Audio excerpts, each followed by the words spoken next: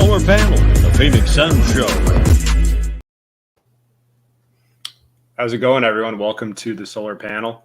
We're having some technical difficulties, and by we, I mean Dave. He got a new PC, so just kind of waiting on him to figure that out. But in the meantime, we got an awesome guest over from PHNX, Gerald Bourguet. Do you want to go ahead and introduce yourself, Gerald? Yeah, I'm Gerald Bourguet, and I am filling in for Dave for the next 5 to 10 minutes. We'll see how long it takes for him to show up to his own show. Dave, come on. But no, I'm excited to be here. I always love being on the show. So we've got a lot of good stuff to talk about today, too. Yeah, originally when I was talking to Gerald earlier this week, I was saying we should just do an over-under, just kind of predicting like season stats. And we're still going to do that. But that was when there's like nothing to talk about. So, yeah, the Sarver selling the team or looking to sell the team, and Jay Crowder, a couple trades going down. I think there's a little bit more we can cover today. So, yeah, just a little bit. Yeah, just a few minor things broke this week. But yeah, I mean, what better way to enter media day on Monday, right? Oh yeah, chaos. But yeah, we'll start with the first report. It came from Shams reporting that Robert Sarver is starting the process of selling the Phoenix Suns and Mercury. And, I just remember getting that notification on my phone and just like, I was in disbelief. I thought it was like even though it was like I have notifications on, I thought it was like a fake account or like just a joke, but it felt too good to be true. So what was your initial reaction to seeing that notification? Yeah, it was funny because we got in our group chat for PHNX, we got someone in the group chat had sent us the link to that press release, and immediately Espo was following up with someone with his sources, if you will, to figure out if this was legit. And it turns out it was. So it was kind of hard to believe because you're reading the statement and you would never think that this day would come, that he would sell the team, because we know Sarver, among all the other things that he is a very stubborn individual who has always cared about owning this team and what the public thinks of him. So for him to be selling the team, that was a shock. And then the way that the press release was worded, the lack of ownership of his actions or any sort of apology, and kind of putting it back on, our current climate or culture, whatever it was that he used, the phrasing that he used, is like, man, he had to get his last parting shots in there before he sells his team. But I was very shocked, but I am curious what might have gone on behind the scenes that kind of prompted him to sell, because I honestly thought it would take a lot more for him to leave, and I'm glad that wasn't the case. Yeah, definitely. I said on last week's show, I was nervous that this thing would drag out, and like the longer it goes on, the worse for the Suns. So the fact that there he is. Hey, Dave. Hey, how you doing, everybody? The return. Good. The return of the king. The triumphant return. But yeah, I'll let Dave kind of answer this and jump in. What was your initial reaction to? Well, first of all, how you doing after the shoulder surgery? It's been I'm doing pretty good. I'm sitting here in my shoulder, my sling. I got a total replacement of my shoulder. Oh. So all the bits and pieces, all the parts are replaced. It's been pretty painful, but I'm glad to be back, and I'm looking forward to media day. You're going to see me walking around with my broken wing on media day, but I'll be there for sure. Absolutely. You can't miss this, man. No. There's going to be a lot of national people there, at least a few people from ESPN for sure. And it's going to be fun. It's going to be fun. I can just see now. What do you think James Jones is going to say? We'd rather not talk about it. What do you think Monty's going to say? We'd rather not talk about it. What do you think Chris is going to say? We'd rather. Every player is going to roll their eyes by the end of the day, not wanting to talk about the Robert Sarver situation because they're going to feel like it's done.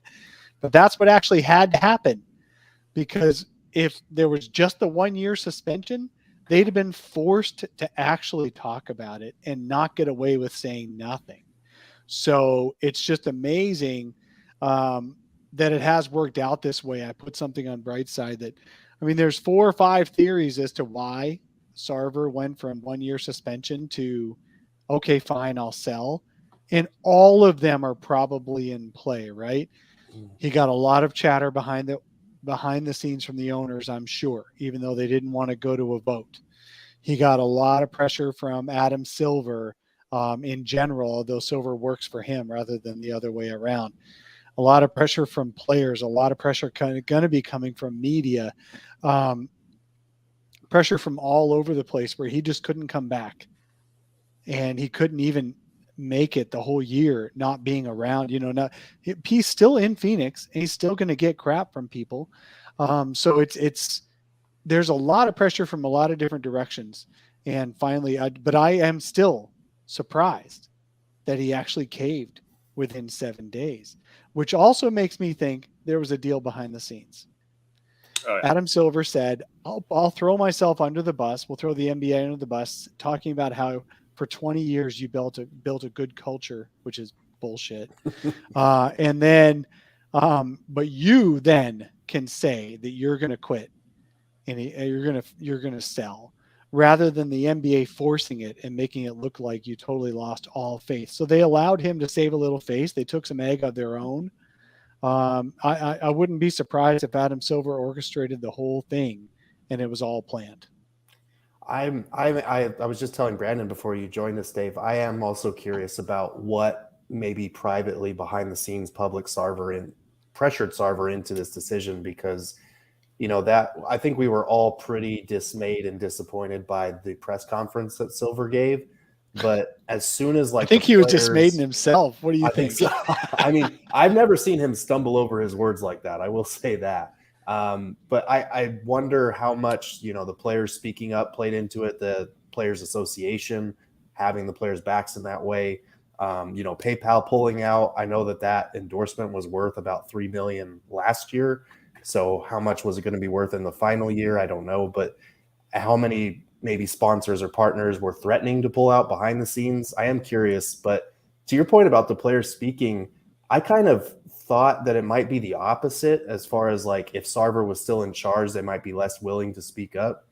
But that is an interesting point, because now that we've got this report that he's in the process of looking for buyers, are they going to kind of use that as like a way out, as like, oh, we don't want to talk about an ongoing, transaction, something that's fluid here. Mm-hmm.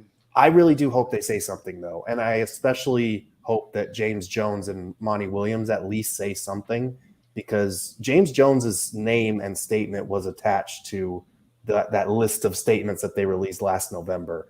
And his was a very short one. It was a very. I don't think he's going to acknowledge that at all. I have a feeling you and I have talked to, James in some mostly group settings, some one-on-ones, and we know how he is. I feel like I can predict what he's going to say. I'll be surprised if he says anything different.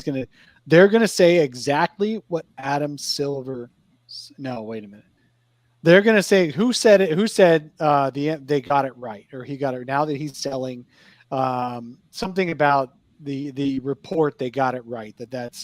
If that's what was proven in the report as being true, then the right decision is for him to sell, and they're going to leave it at that. I think they're just going to make it as simple as possible. It's going to be a 5-second soundbite, and there's only going to be one of them per person, I think. Probably a party line. It's going to be a Marshawn Lynch 2.0, just like, I'm here to talk about basketball. That's all they're going to be saying. James will steer everything to basketball for sure. And then we'll ask him about the power forward position. And then I'll be very disappointed if they do that, because his statement last year was like it was like, that's not the Robert I know. It gave him plenty of ground to be like, well, I got here like 2 years ago, so the Robert I know barely talked to the guy. But like, if you attach your name to that statement, if you tout this culture that you have, and you're James Jones and you're Monty Williams, like, okay, if you don't want to say anything about it, fine, but don't talk to us about culture and this whole organization being a family anymore, because if you're not willing to say something about this, I have a hard time kind of swallowing that pill moving forward. Yeah, what I'm going to be hoping to hear, and I don't think we're going to hear, so I'm probably in my cynical mood right now. What I'm going to be hoping to hear is that they spend more time talking about the victims of Robert Sarver's abuse for the last 18 years that has gone unchecked, who are still dealing with it as PTSD. Because once you have a really bad boss, you don't give chances to any other bosses in the future until they prove otherwise. He has victimized hundreds of people, like in the several hundreds. And poor Robert. Poor Robert's going to have to take $1 billion to go away. I don't feel bad for Robert fucking Sarver. I don't feel bad for him. And don't you dare spend a second feeling bad for him. Anyone watching this show, listening to this show, who I feel bad for are the people who had to take the NDAs, who had to sign an NDA of how poorly he treated them just to get their severance. One of the things that came out in that report, I read the long report because I have more time on my hands now. I read the long report, and it said that the NDAs, the payoffs of the NDAs, were just simply their regular severance based on, on time served, whatever, So all it was getting paid their go away money that they would have been paid, but they had to get an NDA for it. Otherwise they had to go away for nothing. Yep. Those are the victims. Those are the people that we should feel so bad for. So if I hear one word of sorrow for Robert Sarver, I'm going to be pissed. And if I hear no words of sorrow for the people that he victimized, I'm going to be pissed. But I don't think either of those things is, I think I'm going to be pissed on Monday is what I'm saying. I feel like I'm going to be pissed. Yeah, I especially don't feel bad for him when I see the valuations of what the Suns are worth now. His punishment is selling the team and, making a couple billion. So definitely zero remorse or sorrow for Sarver at this point. This Johnny Henderson in the chat. Good thing Sarver's a total ass or he would be owner for life. Yeah, look at the Dallas Mavericks. Yeah. Same effing organization. You know what's also really sad is the only thing that got Baxter that, I don't know this for sure, but I'm guessing.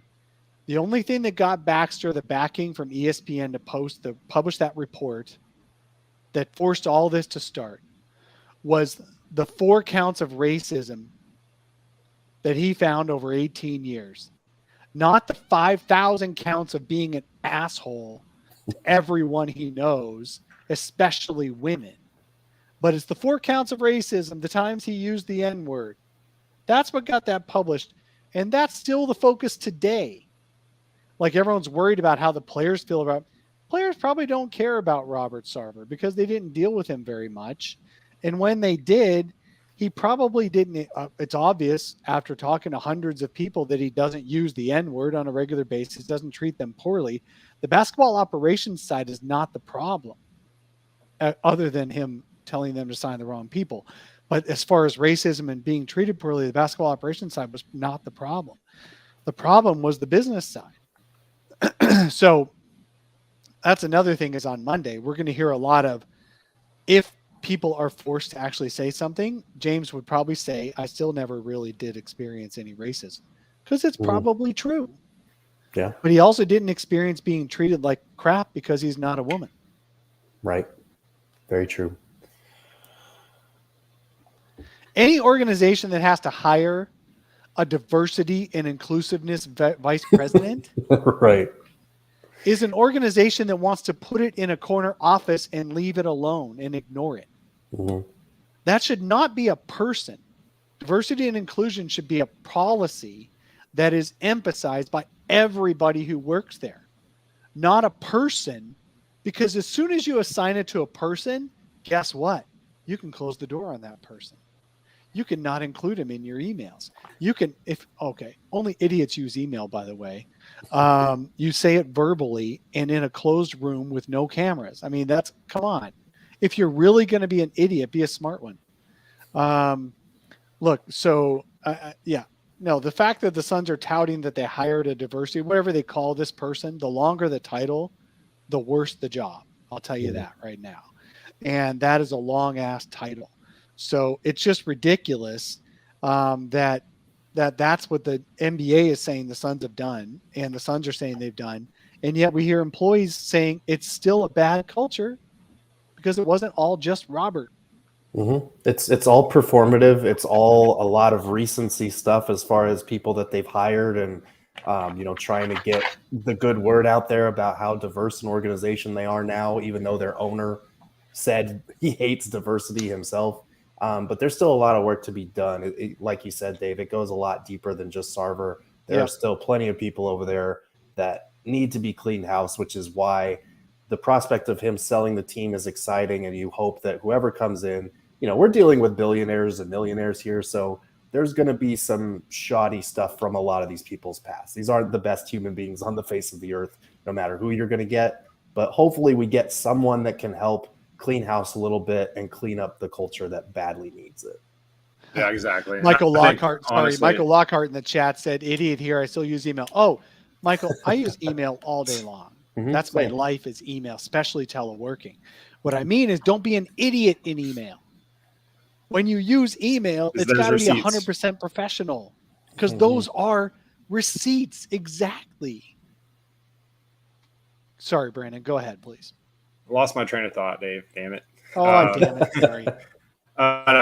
Actually, I got it back. So just to Gerald's point, I think, whoever comes in, I know a lot of people that work for the Suns right now, and I feel bad for some of them. Like, there's a good chance they could clean house. A lot of the issues, though, aren't at those lower levels or mid-management levels. It's the people managing all those people that just kind of instill that culture. So I think there's a way that they can keep, some of the staff intact, but also like take some of the leadership out. That's been the problem. That's what I hope the next owner does. But, who knows? It's going to be their team.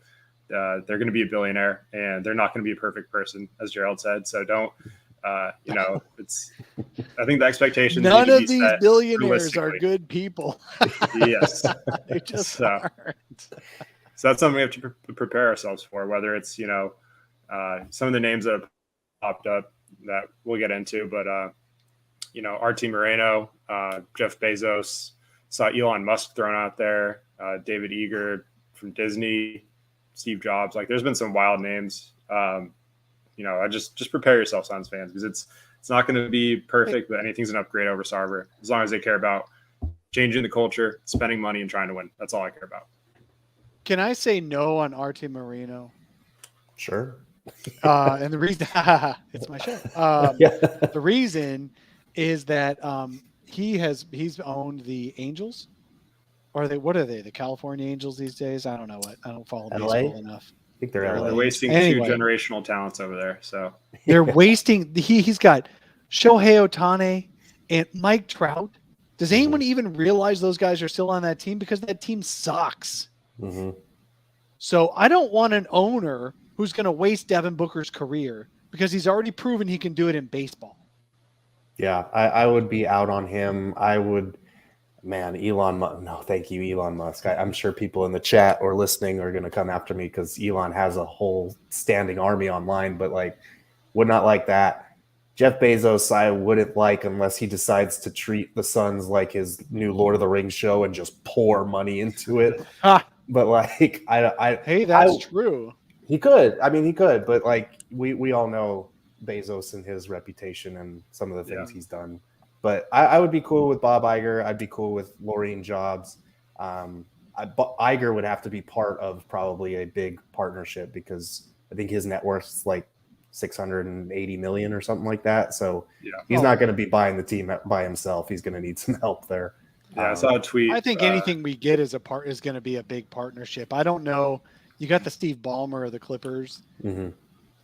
It's possible somebody else is going to blow Sarver away with a purchase offer that's an individual.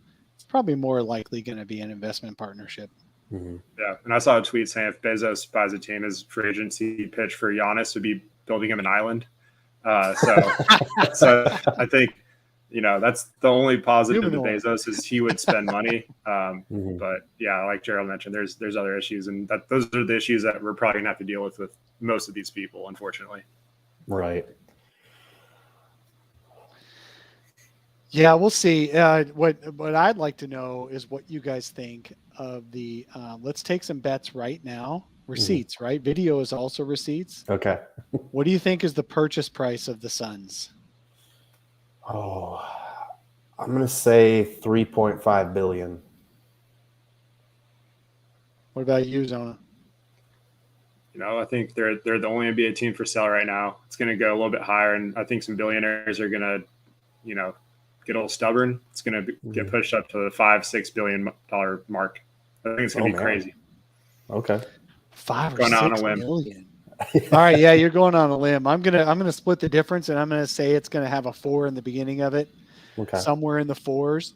And the reason is that not only are the Suns the only franchise for sale right now, but I mean, I'm having a hard time coming up with a better potential purchase of an NBA franchise right now. Mm-hmm. Of course, no, the Warriors are not going to be for sale. That's a better purchase because they have bigger revenue. So the Suns' only problem is they don't have all the extra revenue of a top 5 market, right? You don't have the Warriors are talking about how they have more revenue coming in from other streams than they do the NBA, that kind of thing. It's the only thing to hold against the Suns. The Suns have a rich history. Solar panel. Let's go in as a group buy. I got $5. So the Suns have a rich history. They've got an incredible team right now. They've got all their young players locked up and under team control. They've got perfect contracts for the older players, so you can turn it over and you can keep doing well. They've got all their draft picks. They have great present. They have a great future. They have a great history. They've got a great fan base. I mean, what are we at? How many straight sellouts is it, Gerald? I don't know. It's been a while since we've gotten that notice. It's been at least over a season. I feel like it. Yeah. Oh no, because they just started opening the arenas again. So it's less than a season, I think, of sellouts. But still, it's crazy how many good things are on the list of why you would buy this Suns franchise. Mm-hmm. It's not like you're buying a distressed asset. Right. Minnesota is a distressed asset. Yeah. So that doesn't matter what Minnesota sold for. Mm-hmm. The Clippers, remember of course, they only sold for only $2 billion. Was it 2.2 billion, something like that, to Ballmer? Mm-hmm. But at the time, that was more than any franchise had ever been sold for, and it bumped everyone's valuations up.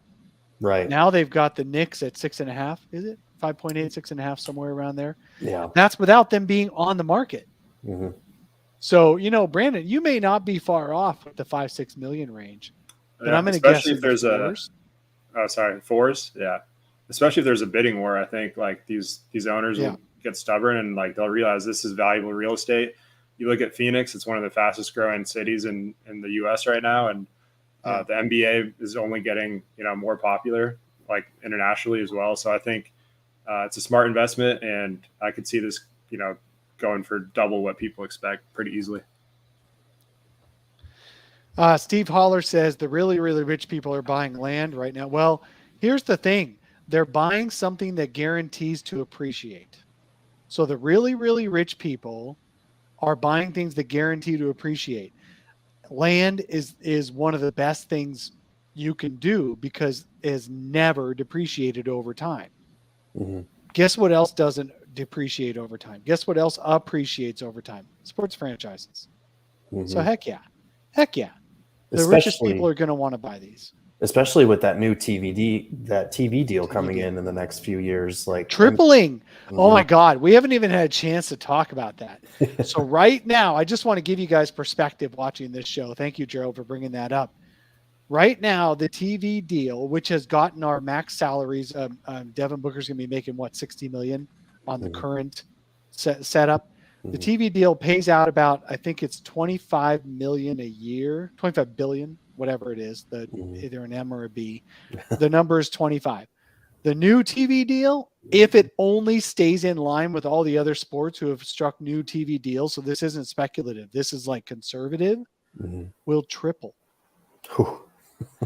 And that's at least 50% of the league's revenues on BRI, what's considered basketball-related income, which 50% of it goes to the players, which creates our salary cap. So half of that, like if 50% of the league's income goes up triple, the salary cap's going to at least double. Mm-hmm. So Devin Booker is going to be a bargain depending on when the salary cap rises, because Devin Booker's on that weird cusp of his new contract may actually be when a new CBA, because they could all vote to opt out this December nicely so that they can start the new TV deal a year early. And if that happens, Booker will be under the new TV deal, and his number might be actually in the 100 million range. Would that be crazy? That'd be crazy.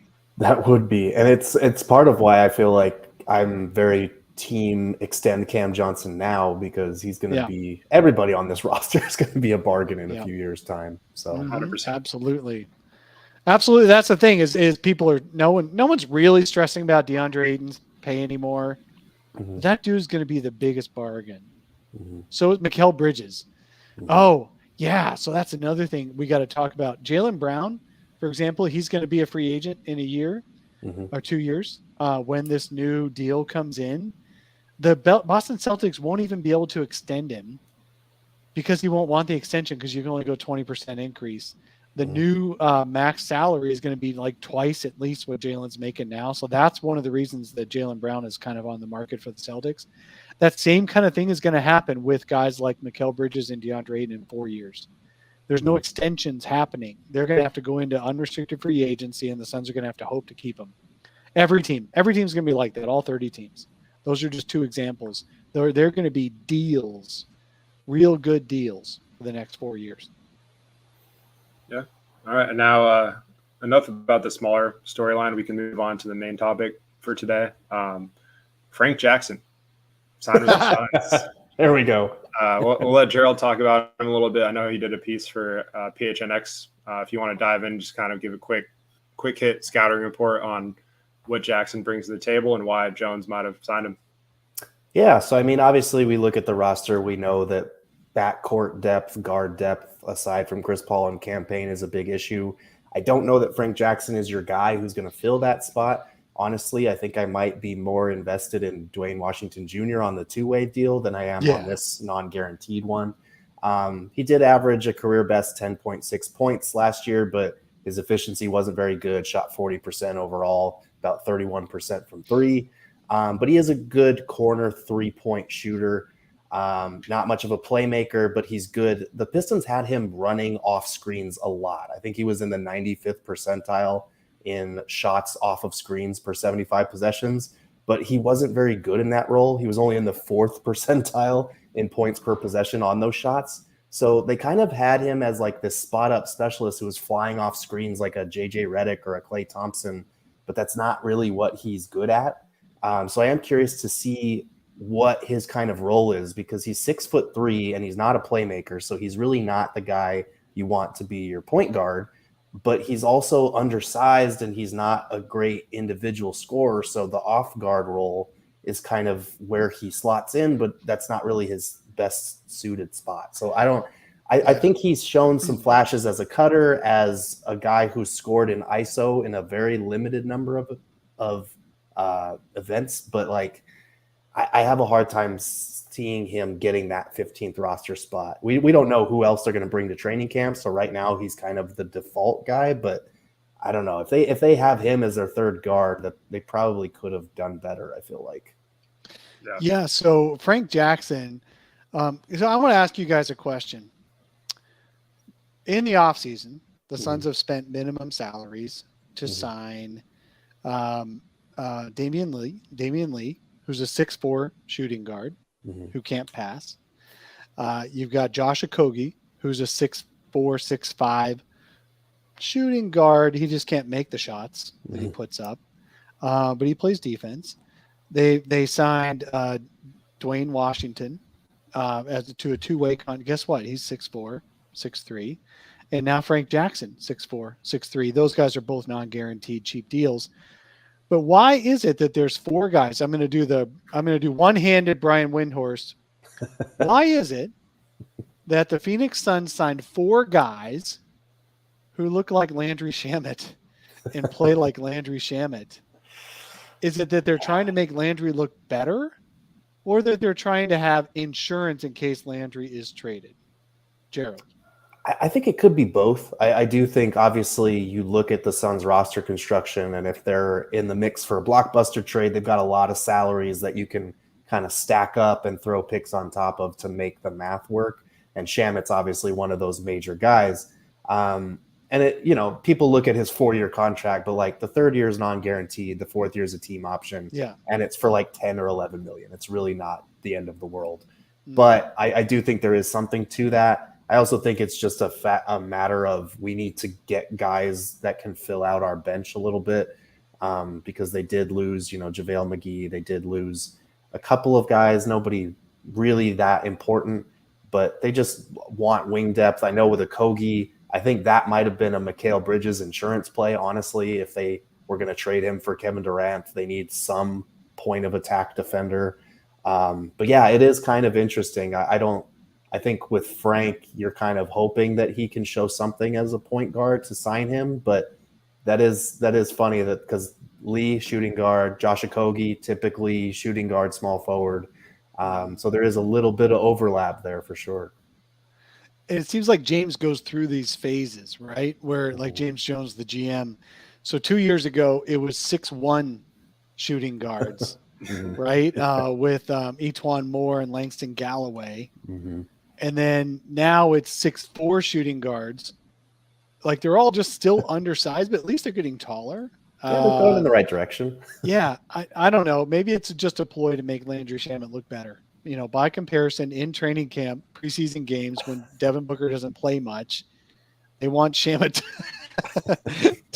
to be the go-to guy, and they don't want people to outplay him. I don't know. It just feels weird because none of these guys was really none of these guys is really an answer. They're just not. None of them are really an answer unless Josh Okogie suddenly figures out how to shoot the basketball. Oh yeah, let me continue. Lorianne makes it. JaVale was huge.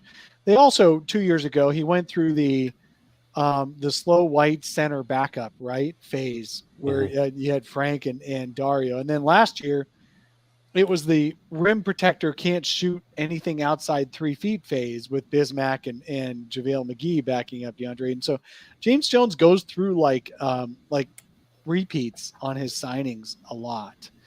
And now this year he's back to, because you could say Jock Landale and Dario Saric, but he's also got that Bismack changeup. So it's good that he actually has some changeups on his center rotation this year.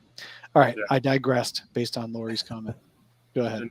And I know this offseason, I don't really have an issue with any of the guys they signed individually. I think they make sense to a degree as like regular season depth, just like these guys, you could plug them in with the starters and they could play and like things will be fine like in a regular season game, but none of these guys move the needle in terms of like when it comes to the playoffs and or strengthening their weaknesses, which is getting to the rim, creating their own shots, stuff that they needed desperately that they didn't address. So to me, this offseason, there are some positives with the extensions, bringing like the core back, but I still think there's some glaring holes that, could be solved now with a Crowder trade, maybe like Dave was saying, with pairing Shamet with him in a larger trade potentially, because they do have the depth.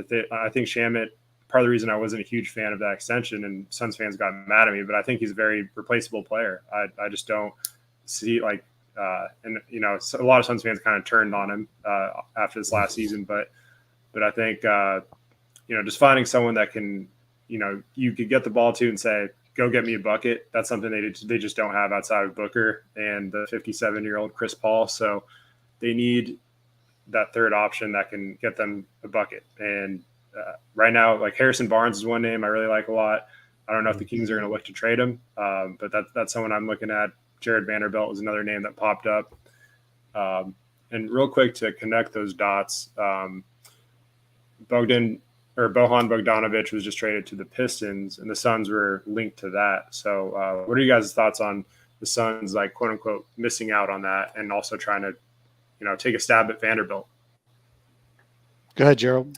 Yeah, I was kind of surprised that Bojan went for as little as he did to the Pistons. I know Danny Ainge loves him some Kelly Olynyk, but like not having a first-round pick was kind of surprising there when a lot of us had been speculating he was going to, hold out for 1 to 2 picks for a guy like that. especially because you watched him in Eurobasket. He can create a lot of his own offense. I don't know how many people really watched Jazz games last year, but like he can create some of his own offense, good shooter.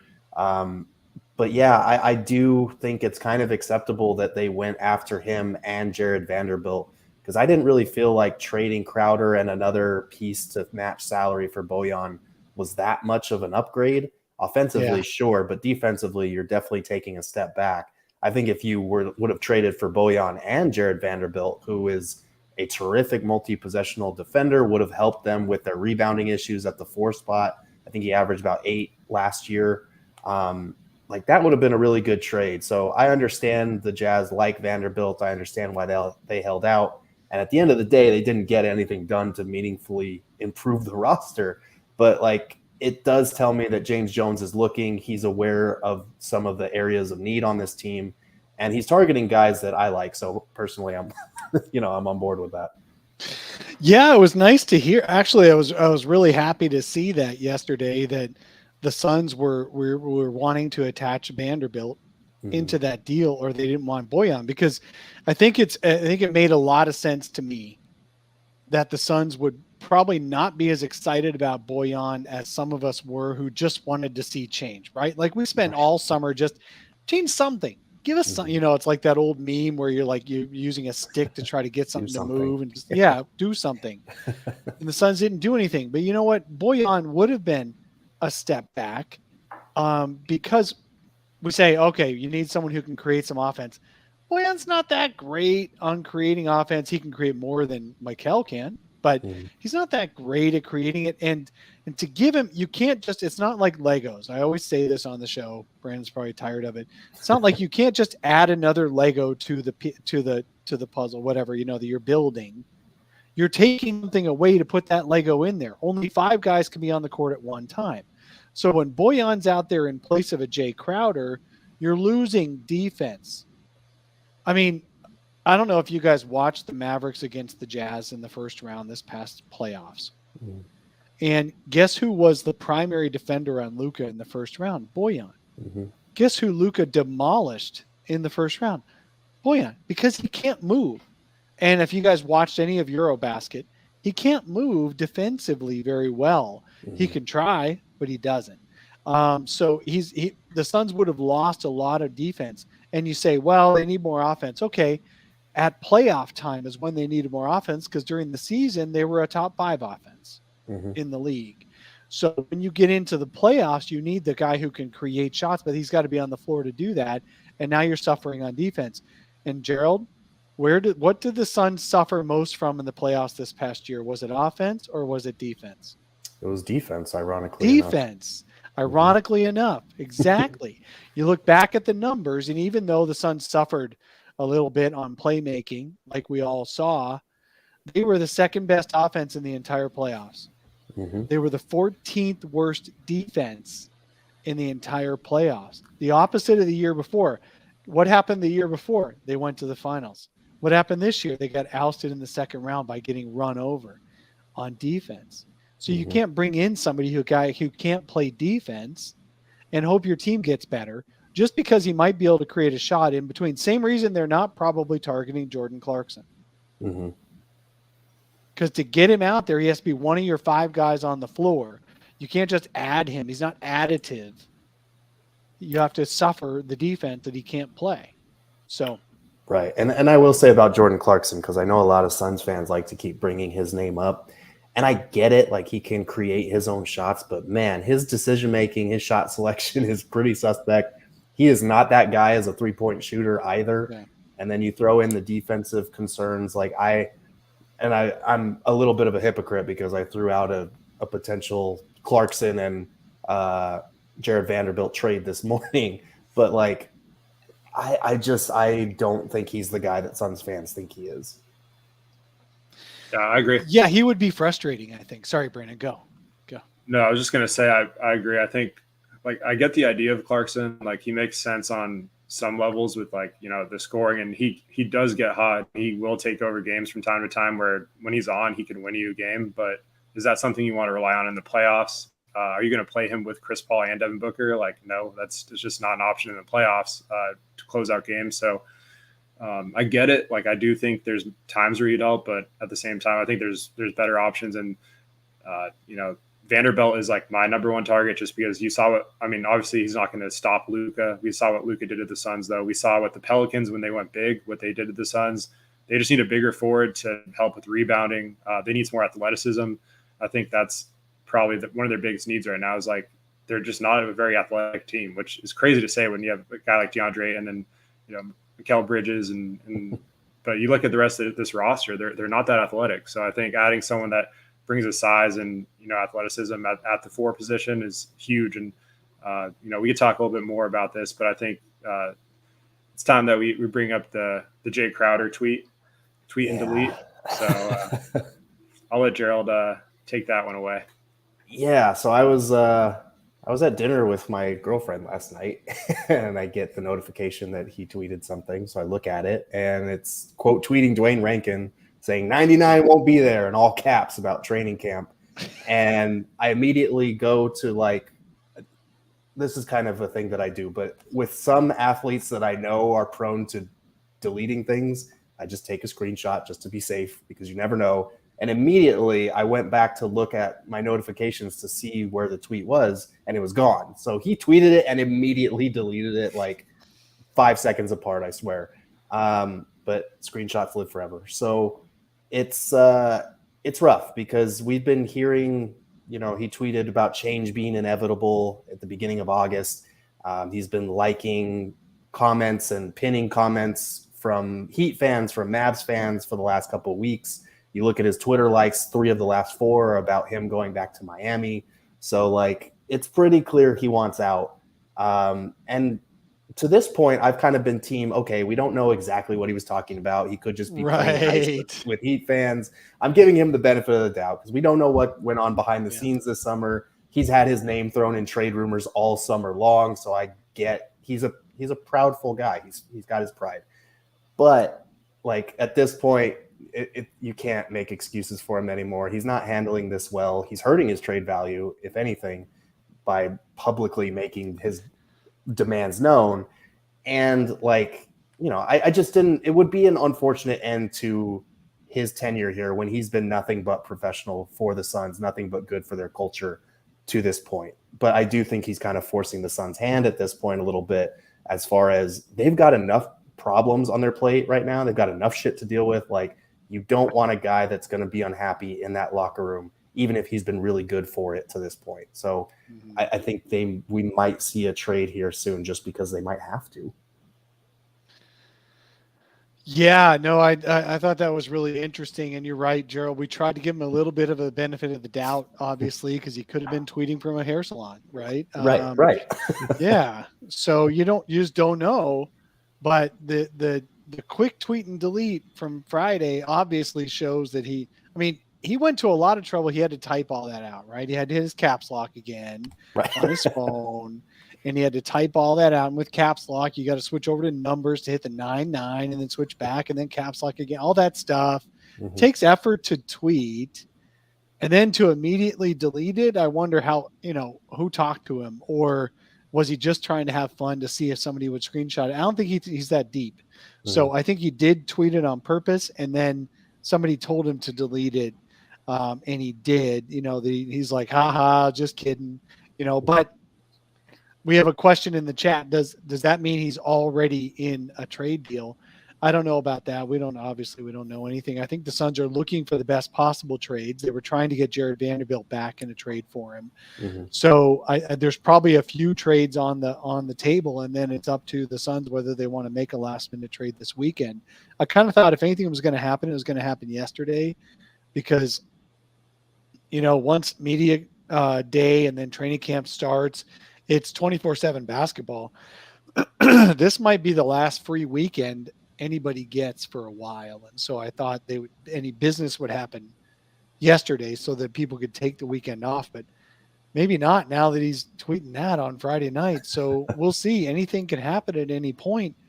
What do you think about him going back to Miami? The problem with Miami is that there's nobody that you'd want back from Miami in trade for him for his $9 million salary that would fit, because Miami's also over the cap. So they would have to It would have to be a salary matching within 25% each way.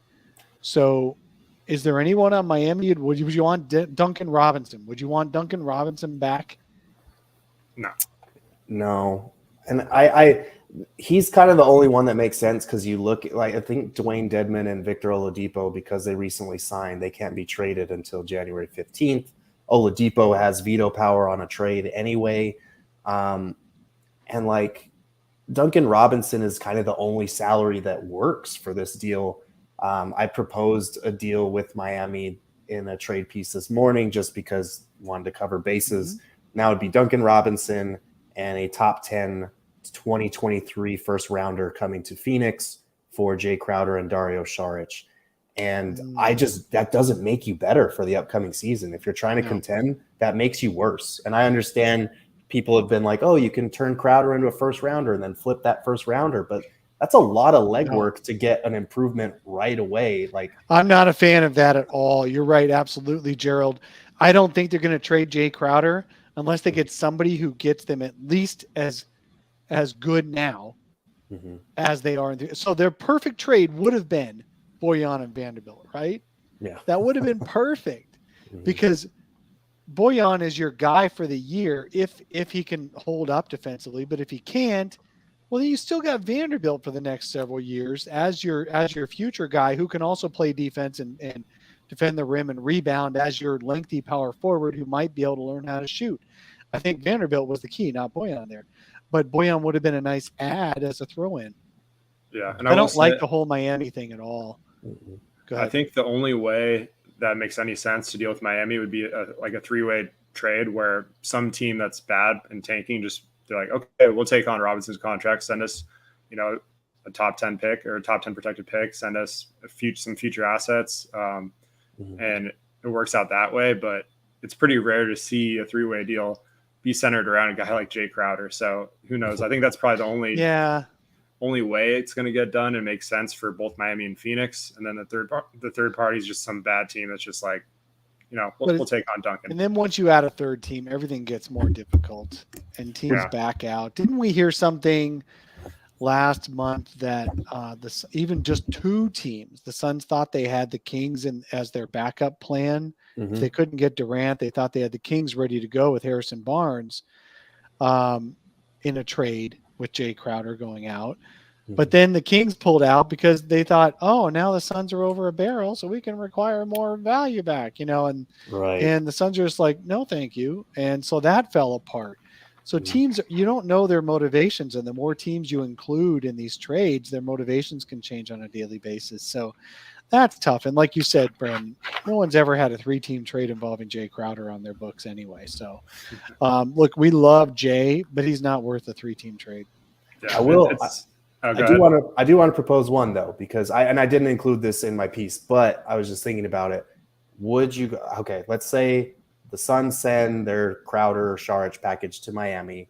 The Heat send Duncan Robinson to the Houston Rockets, and the Rockets send Eric Gordon to Phoenix. Suns maybe send the Rockets maybe a first round pick. Does that so you guys are still on Eric Gordon as a solution? I mean, I think he could be part of the playoff rotation at least, which is why hasn't he been traded yet? I like him a lot more than Clarkson. I'll say that. I think they're holding out for probably a first rounder, I would guess. Yeah. So here's my thing. You can make those now trades for sure. But then that kind of what if you're really thinking down the road? I would like Shai Gilgeous-Alexander. Oh yeah. Who is, by the way, acquirable because you don't have Ayton on your second designated max, by the way. So guys like that have been on the radar for post Chris Paul, I think. And you've got 2 years now until you can get a new designated rookie max in addition if you had given Ayton that number. So that's all taken care of. Now the Suns can acquire a Shai. Right. If you've given up a first rounder for Eric Gordon, who would you rather now? You can't get Shai? That's true, but you are also projecting that he will be available, which I think at some point he's got to be, right? Because you look at the Thunder's roster, it's basically the same. With their injuries, they're still going to lose 60-plus games. Like, at what point does Shai be like, yo, I was in the playoffs the first 1 or 2 years of my career. Like, what are we doing here? I don't want to be. I don't want to be the new Devin Booker, where I'm seen as an empty calories guy on a losing team anymore. I don't think we're there yet, and I don't want to project that onto him. But like, I do think he will be available. But it's kind of the same thing as the Kevin Durant situation. You are hoping that he becomes available and that you're in position to make the move. But if it doesn't happen, then you're kind of just left scrambling to work something out at the trade deadline. I don't know. Are we slowly becoming the Lakers and Knicks like fan base? You know, it's first it's Durant, now it's Shea. Yep. Who's the next star? We're just gonna. But well, no, we're I all get it. hoping. It makes sense. We're hoping for that, right? Mm-hmm. Because we're not getting anything else, so you might as well the more the more thirstier you get, the bigger the drink you want to have. So we're waiting for anything to happen. So with Jay Crowder, would you, if the Suns cannot find a trade for him, and he does not want to come to training camp, what do you think? Oh, at that point, you kind of just have to make a trade to make a trade. I hate saying that because I don't feel like teams that have players under contract should normally operate that way. And Jay Crowder is just not the type of guy that should be holding out of a training camp. Like your franchise shouldn't be beholden or under siege by Jay Crowder. But like this team is contending for a title this year. Like they are getting over the most embarrassing playoff loss in franchise history on top of the COVID outbreak reports, on top of the DA Monty Williams sideline spat, on top of the owner investigative findings coming out. Like, everything right now is a shit show. There are distractions everywhere. You can't afford another one. And so in this case, I think you make an exception. And obviously they're not coming at this from a place of good leverage, but like, I feel like you kind of have to move him before the start of the season now. If this is what he really wants, if this is who he's going to be and how he's going to handle it, you have to just do something to get a piece that you can maybe hopefully plug into your playoff rotation. And you kind of just have to go from there. And there are some good options, that guys that might be available, but it is going to be hard if the whole league knows that he wants out now. Yeah. I don't think you can bring it there. I just can't believe how many storylines there are, Gerald. And so let's take bets. And Zona, are you gonna be able to make it to media day on Monday, Zona? I'm hoping to. We'll see. Okay. I'll let you know for sure in the next 24 hours. Yep, that'd be great if you can. I'm focusing for both of you for media day. Which storyline gets the short shrift? That's my question. There's so many of them. Mm-hmm. Do you think they're going to get enough questions about that playoff collapse? Or do you think that's going to be the one that gets brushed over because there's so many more new, current, today's problem storylines? Yeah, I think that one is a candidate. I do think guys will probably get at least 1 or 2 questions about it. I think Cam Johnson's extension talks are probably going to be a non-story. They're probably just going to say the same old about, business side is business side. Yeah, we're going to work out the best deal for whatever. But yeah, I think that one is probably the best candidate just because we've got Sarver questions. We've got Jay Crowder not wanting to be here questions. We've got Devin Booker's massive summer questions. Like, for all the bad things that happened with the Suns, Devin Booker had the best summer of anybody. Like, Devin Booker's had the whole best life the last couple of years. He really has. He's somehow made it even better this summer. Yeah, exactly. Yeah, and of course the DA stuff. Like, is the hatchet truly buried? Are you guys good? Is he still happy to be here, even though he had that interview with Mark Spears? Like, those questions are definitely going to be. Yeah. No. So let's talk about DA for a sec, if you guys don't mind. Do you guys? Yeah. So with DA, obviously, everyone who's listening to this podcast right now, almost an hour in, knows everything that's going on with DA. So I'm not going to recap anything. Okay. But a year ago, we come to training camp. And DA had been, hey, everything's great. We love, I love it. I'm going to play great. What were his talking points in training camp, Gerald, a year ago?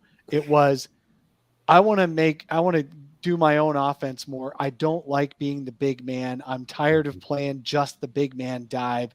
Everything he made a name for himself and got credit for the prior year, he basically shit on in training camp in his nice, kind way and said, you know what, I got to be a little bit more about me now because of his contract coming up. He didn't say it because of his contract coming up, but he did say that he wants it to be more about him. He wants to take more shots. He wants to be more involved in the offense. He wants to bring more creativity. 2 weeks ago, James Jones did an interview with somebody, I forget who, and said, it was Dwayne Rankin. Good for him, Dwayne. Good for you, buddy. Said that DA's working on his secondary moves, right? He's working on his counters. Right. So when you stop him doing this, he's going to be able to do that. And that's all wonderful. That's great. So what I'm looking for is what's DA saying, and that we should take it more at face value this year as either a great or an uh-oh than we did a year ago. A year ago, we're like, yeah, DA always talks about expanding his range. He lived the entire season like that, right? His rebounding went down just a little bit, not much. On a per minute basis, it didn't go down hardly at all. But still, he wasn't as focused on being that rebounder, catch deep in the post guy. He was more focused on taking mid-range shots. He was great at it, by the way, really great at it. He showed he should have been more featured in the offense.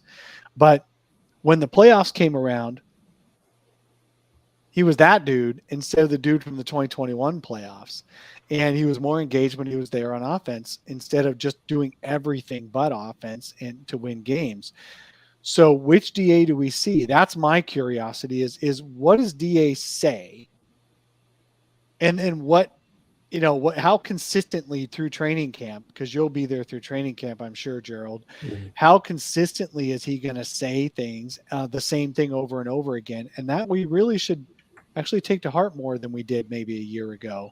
And we thought maybe he was just talking, I'd love, just like he said in the past, I want to be a power forward. Right. As soon as he said that he didn't want to be a big man anymore, maybe we should have taken it more seriously. And we'll see what he says this year. I'm really curious because he doesn't have a filter. No, doesn't have a filter. He doesn't know how to use platitudes. You're going to get more realism out of him than most anybody. Yeah, so I'm curious. I don't really care what he says, to be honest. Like at this point, DA is DA. He's going to say what he's going to say. It's just like, what are you going to go do on the court? Like for me, I love to hear him say that I want to be more featured in the offense. Now let's go see it. Like that's the next step for him. I think he has it in him. He just has to do it on a consistent basis. So I'm excited to see his growth. And I think a leap from him would definitely cure a lot of the Suns' problems. So I would love to see it. Yeah, give me some dribble drive moves, and you can be featured in the office as much as you want. Because if he's working on his face up game and those counters, like James Jones was telling Dwayne Rankin, like that's huge for a guy that I think 82% of his baskets were assisted last year. Like if you want to be more featured in the offense, show me you can create some more of your own offense, and by all means, like do that. The Suns need a third guy that can do that, so that would be huge. Yeah.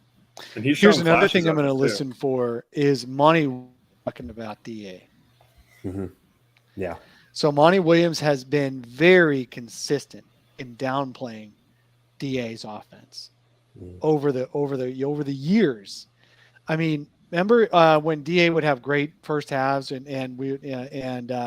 then he would disappear in the second half, and we'd ask in the post game pressers, and Monty would just say, "Yeah, that was really fun. That was great, but that wasn't really Suns basketball." We got back to Suns basketball in the second half and all this crap. So I wonder if Monty Williams is going to openly talk about having. Thanks for blocking that adult dating site there, Brandon. You're faster than I was. I wonder how Monty's going to talk about DA this year, because one of the things Monty loves DA. I don't think there's any problem with their relationship. I really, really don't. I think they all just had a really bad game, and DA's the one who has no filter, and so he showed it, and they got into a fight. I think that's okay. What I'm curious about is what did Monty say when he's calm about DA, and if he still talks down DA on his offense, that could be a problem. Yeah, my take on that whole situation too is like I kind of liked it, like from both sides. I think it shows that they care, and as long as it's used constructively and like there's not any animosity and they're able to move on, which I think they are. They're both pissed, and the heat of the moment, stuff like that's going to happen in sports. So to me, it's just, let's see how he bounces back this season. Yeah. All right. How many minutes does Bismack play? Sorry, we got Gilbert in chat says, face it, Bismack's going to get 10 minutes a game. I actually think Dario's going to get those 10 minutes. Is Bismack a break glass in case of matchup, situations? Yeah, I think it depends on what Dario shows, because obviously at Eurobasket, he was still working off a lot of that rust from not having played in a year and coming off the 2 knee surgeries. So I think it could be contingent on that. And it's also, like you said, matchup based. I think if you need another athletic rim rolling big, a la JaVale McGee last year, you plug in Bismack. But if you need someone who can kind of be that connector that Monty always talks about, move the ball, maybe floor space, I think Dario will probably be the guy they look to. Okay, back to you, Brandon. Sorry. Go ahead. No, I tend to agree with that. One thing I wanted to just jump back to real quick was Jay Crowder trade possibilities. I think there's 2 names that I kind of just came up with that are fit salary-wise that I'm curious to see what you guys think. First one, PJ Washington from Charlotte. I know that, they're kind of reluctant to pay him. He becomes a restricted free agent after this year, so it'd probably be a rental for Phoenix most likely, but that's one name I think gives him some size, a little bit of floor spacing, and you'd probably have to throw a pick in there and something else to entice them to do that, but that's one name. And then Larry Nance Jr. from the Pelicans. The reason I chose the Pelicans and Hornets is these are 2 young teams trying to get a veteran presence with playoff experience on their rosters. So I think Crowder makes sense on that front for them. So a couple of bigger forwards that can play a little 4-5. Yeah, I like both of those. I'm hesitant. I like PJ Washington, but I do think if you're going to throw a pick with Crowder, you would probably want to aim a little higher if you could. Larry Nance, I feel like he'd be great here. He would probably love being back with Willie Green in New Orleans and playing. He'd be wearing his FJ Crowder shirt all the time in that arena. But but I don't know if they would. That's a tough one. I do see, because they would want a veteran, that kind of veteran experience guy. That's the other thing with that too. That's interesting. I think Larry Nance would be fun here, but I think the Pelicans like him too much to do that. They are probably looking for that veteran influence who can help them. They might think they're a little bit short on. It might be a little too soon, because you still got to see how Zion fits and all that and get going. So that might be more of a trade deadline kind of thing. And then the PJ Washington, that'd be interesting. I've always liked PJ Washington as a potential rotation big. But with Miles Bridges issues, I don't know if Charlotte can afford to trade him right now. That's true. The other thing, how about what if the Cleveland Cavaliers, who are definitely leveling up right now, right? Don't you think the Cavaliers are shooting for a top 4 seed with one of the youngest teams in the league? They just acquired Donovan Mitchell. Their 6th man now is going to be Karis LeVert, scorer off the bench. But between Garland and Mitchell and their other guys, LeVert's not going to get a ton of playing time. And they could use some veteran influence. What about a Jay Crowder deal with the Cavs that brings you back a LeVert? How do you feel about that being your third guard who can create shots? LeVert's probably my favorite trade option for Jay Crowder, even though he does come with some risk, because you look at it was only 19 games with the Cavs last year or whatever, but his numbers did dip a little bit. And he hasn't quite been the same guy. Like a couple years ago, he was a borderline 2-way stud. Like he was averaging just south of 20 points a game, and he was doubling as a really smothering defender on the other end. So if you get that guy back, that's a huge, huge asset to this team. You can stagger your guards a little bit. You have another lockdown defender who can play multiple positions, create some of his own offense. Like that addresses a ton of needs for this team's bench. But at the same time, are the Cavs going to need a first-round pick in that? I don't know if Jay Crowder and either Landry Shamet or Dario Saric really does much for them. And Saric, he's got that expiring salary, so that's good. But you look at their roster, they've got Jared Allen, Evan Mobley, Robin Lopez, and Kevin Love. Their front court is pretty stocked right now. So I don't know if Jay Crowder and Landry Shamet alone gets it done. You might have to attach a pick. And for an expiring salary like LeVert's, that is a little risky. But I do like the boost that he gives you for at least a year if you make that deal. Yeah. Yeah, you're right about that first round pick part. There's no way the Suns are going to throw a first round pick in an expiring contract, or they would have done it for Bojan. Yeah, that's true. Yeah, Crowder makes sense in Cleveland, but yeah, like Gerald said, I think trading Levert probably not would be ideal for them, unless maybe they're high on Shamet. I don't know. Who knows? Maybe they love Shamet as much as the Suns do. That's true. You could swap Shamet out there. Yeah, Coach Fallen Founder asked if he shoots a three poorly. I just looked it up. Yeah, 32%. Mm-hmm. He's the bad side of Jay on 3-point shooting. Yeah. So that's an issue. I think that's part of it. I hope they don't just send Jay out for just nothing. Mm-hmm. I really hope they get something good back. I do have a question, because I was looking at every team that they could, and the Dallas Mavericks are another team that he was liking tweets about a return to Dallas. Obviously, they just beat the Suns. Jay Crowder for Dorian Finney-Smith. Maybe there's no way that Mavs would send Dorian Finney-Smith, but that would be awesome. Maybe, but that's my question: is what about Reggie Bullock? If you attach to Reggie Bullock was another one. I get it. Like, that's one of those kind of like, you have to make a trade, so this is the trade we're making type deals. But would you attach a first for DFS, or would you? I mean, obviously you push for 2 seconds, but like, I don't know if Dallas does that. Nobody wants seconds anymore. Yeah, I think fair. Dorian Finney-Smith's one of the most underrated players in the league. Honestly, I would do that in a heartbeat. Mm-hmm. I'd throw a first. You know, what's a first when you're picking 29th, 20 or 30th or whatever? Like, I mean, obviously that, like we've talked about before, that kind of limits you future trades. But I'd be all for Dorian Finney. Yeah, and it does take some draft capital away, but like, he's under contract for 4 years at like 12, 13, 14 million a year. So he's a pretty good value guy.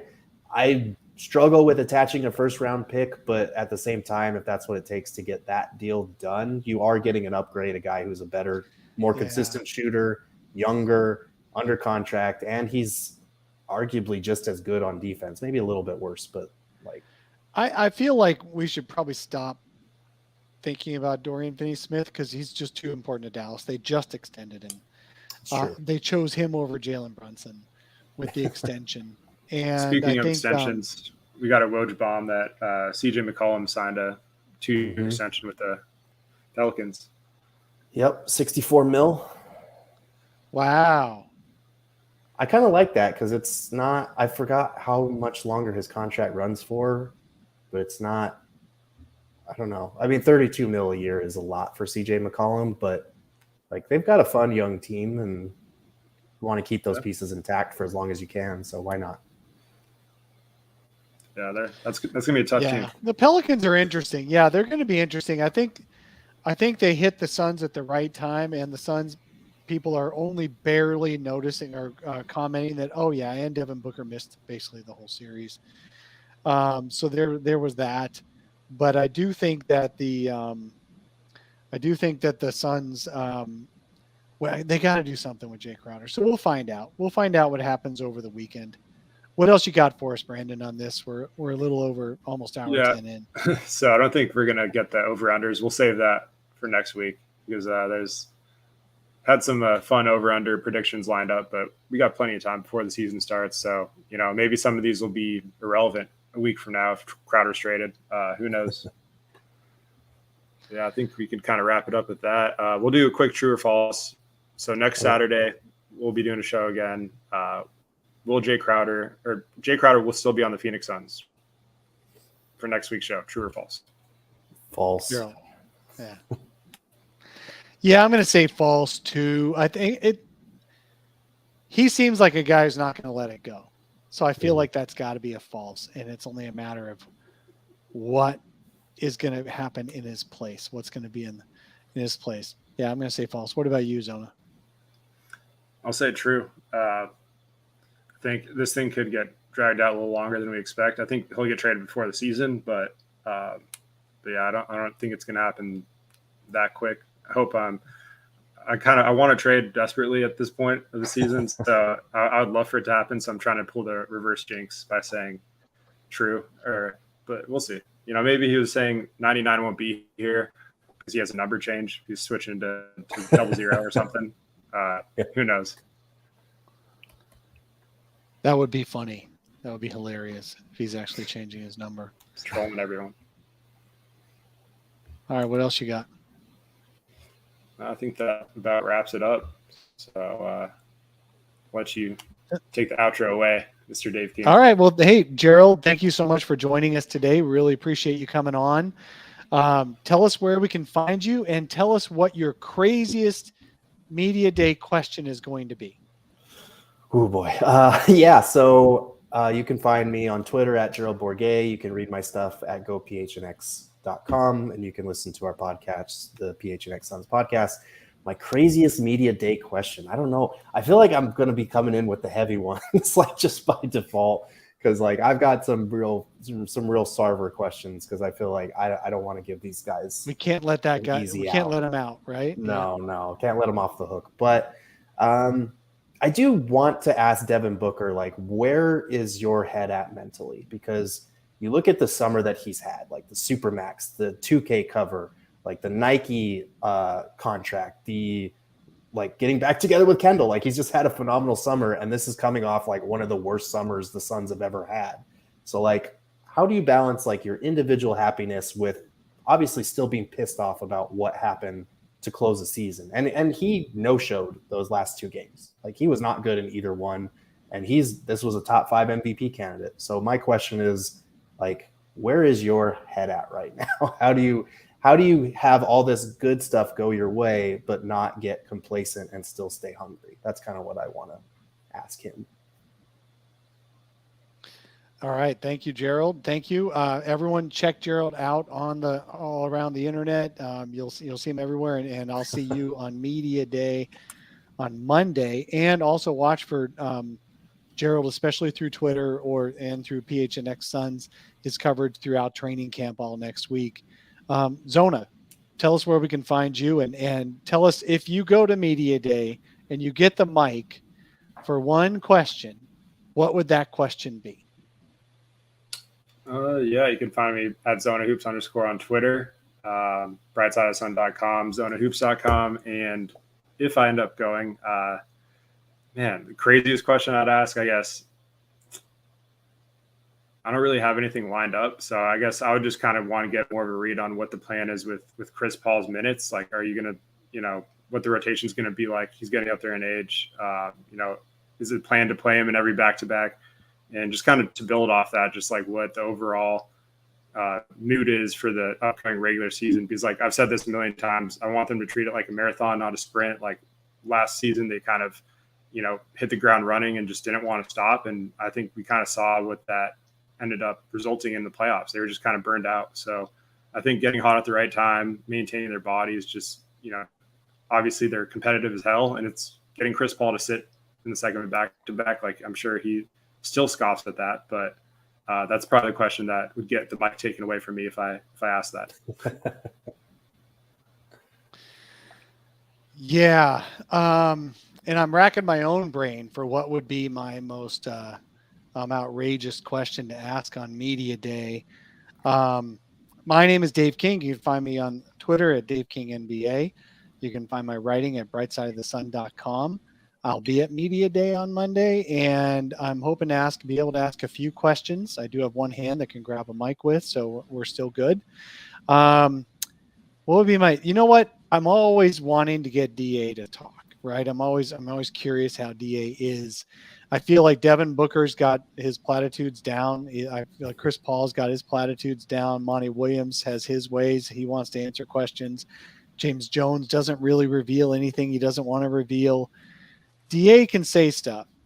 And so coming up with a question that's going to basically let us know how hard DA worked in the summer. Because all we see, Instagram, of course, is not real life. I know most of you know this, but some people don't. But Instagram is not actually real life. All we've seen on Instagram from DA is fun stuff, right? Enjoying his time off, vacationing with his family, showing off his new sponsored clothing and sportswear and stuff like that.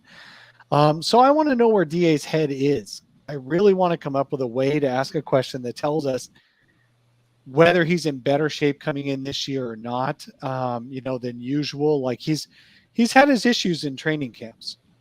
Last year, he bragged about how great a shape he was in, and how Monty had told him how great to come in great shape. Mm-hmm. Why he had to even share that, I don't know. The year before, he got 2 years before, he got suspended for having taken diuretics, and to this day, I actually believe that he was literally taking them so he could lose weight before training camp. That's my own non-proven, non-inside information. I don't think he was actually taking any kind of drugs that he was trying to wash out of his system. I literally think he was trying to get in shape for training camp. And somebody told him that, you need to do a cleanse somehow, some way. I think that's what it was. He's got to be in great shape. And I don't know that he's going to be, because he got his big money. So I want to come up with a way to ask him that. So that's my takeaway. I'm going to rack my brain this weekend to come up with a way to get him to be honest about that. Thank you everybody for joining us on this week's solar panel. We're going to get back on a regular schedule. It's been it's been a long summer. It's been almost 5 months since we last saw a basketball game played by the Phoenix Suns, 4.5 months almost. So I'm really looking forward to see the Suns play basketball again. Of course, they won't be on TV during training camp, but we'll certainly be there opening night, Dallas Mavericks at home. And we'll see if they can make Luka smile, or if they can make him frown and pretend that he's injured. So we'll, because he always does that when he's losing. He starts limping down the court. So we'll see what happens on opening night. And in the meantime, we're going to be back in a regular schedule. Thank you all for your patience over the summer. And I can't wait to actually be talking about basketball again. Y'all have a great day, and we'll talk to you again really, really soon.